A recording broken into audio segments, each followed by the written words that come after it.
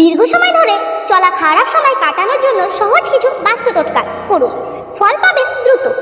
Number 1, স্নানের সময় করুন এই টোটকাটি।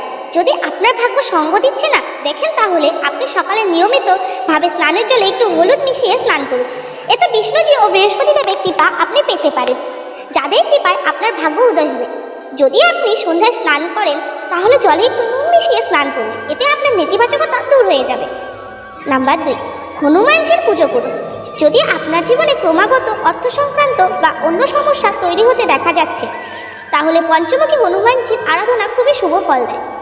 এর জন্য প্রত্যেক মঙ্গলবার কোনো মন্দিরে গিয়ে পঞ্চমুখী হনুমানজির সামনে প্রদীপ জ্বালিয়ে হনুমান চালিসার পাঠ করুন। হনুমানজির কৃপায় অর্থ, কাজ, শত্রু বিনাশের মতো সমস্যা থেকে মুক্তি পাবেন। নাম্বার 3, তুলসী গাছের নিচে প্রদীপ জ্বালায়। শাস্ত্রে মানা হয় যে কেউ যদি প্রতিদিন তুলসী গাছের তলায় প্রদীপ জ্বালায় তাহলে তার জীবনে সব ধরনের নেতিবাচক শক্তি দূর হয়ে যায়।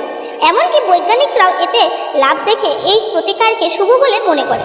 নাম্বার 4, পুজো করে শঙ্খ বাজিয়ে উপকার পাওয়া যায়। যদি আপনার ঘরের কোনো জায়গায় আপনি বাস্তুদোষ রয়েছে বলে অনুভব করেন তাহলে ওই নির্দিষ্ট জায়গায় আপনাকে সকালে ও সন্ধ্যায় শাঁখ বাজাতে হবে। যদি বাড়িতে শঙ্খ না থাকে তাহলে ওই জায়গায় আপনি পুজো করার পর ঘণ্টাও বাজাতে পারেন।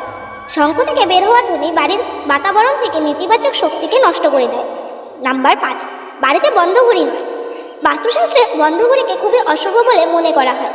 আসলে বাস্তু অনুসারে বন্ধ হয়ে যাওয়া ঘড়ি আপনার ভালো ভাগ্য আশাকে আটকে দেয়।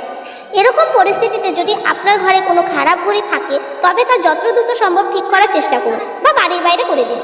এছাড়াও বিছানার নিচে জুতো, চপ্পল বা অপ্রয়োজনীয় জিনিস রাখবেন না, কারণ মানা হয় যে এরকম করলে মা লক্ষ্মীর আসার রাস্তা বন্ধ হয়ে করে দেওয়া হচ্ছে।